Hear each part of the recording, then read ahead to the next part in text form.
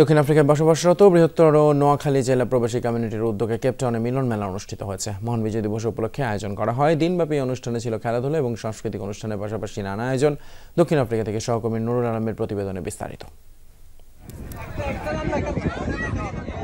বৃহত্তর নোয়াখালী জেলার প্রবাসীদের মিলন মেলাকে কেন্দ্র করে উৎসবস্থলে পরিণত হয় কেপটাউনের মিজিনবাগ। মহান বিজয় দিবস উপলক্ষে ছিল দিনব্যাপী এই আয়োজন। বৃহত্তর নোয়াখালী জেলা প্রবাসী কমিউনিটির উদ্যোগে আয়োজিত এই অনুষ্ঠানে ছিল শিশু কিশোরদের জন্য বিশেষ আয়োজন। এর পাশাপাশি পুরুষদের জন্য ফুটবল আর নারীদের জন্য ছিল বালিশ বদল খেলা। বাচ্চাদের অনেক খেলাধুলার আয়োজন করা হয়েছে। সব মিলিয়ে আমরা আসলে অনেক এনজয় করছি ব্যাপারটা। It feels nice. We're playing soccer. সব ভাই বেড়াদার আপুরা ভাইয়ারা এখানে আসতে পেরে অবশ্যই আমাদের অনেক ভালো লাগতেছে। বিদেশের মাটিতে এমন আয়োজন করতে পেরে আনন্দিত আয়োজকরা। ভবিষ্যতে আরো বড় পরিসরে আয়োজনের প্রত্যয় জানান তারা।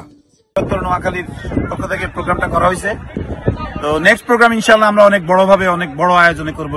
বৃহত্তর নোয়াখালীবাসীকে সবাইকে ধন্যবাদ, সবাই সুন্দরভাবে অনুষ্ঠানে পার্টিসিপেট করার জন্য। খেলাধুলার আয়োজন করছে মহিলাদের, বাচ্চাদের, অনেক সুন্দর হয়েছে। বিজয় মাস উপলক্ষে সবাই সুন্দরভাবে এখানে আসছে।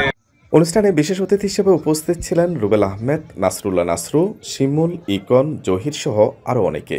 নোয়াখালী জেলার পাশাপাশি অনুষ্ঠানে অন্যান্য জেলার প্রবাসীদের অংশগ্রহণও ছিল চোখে পড়ার মতো।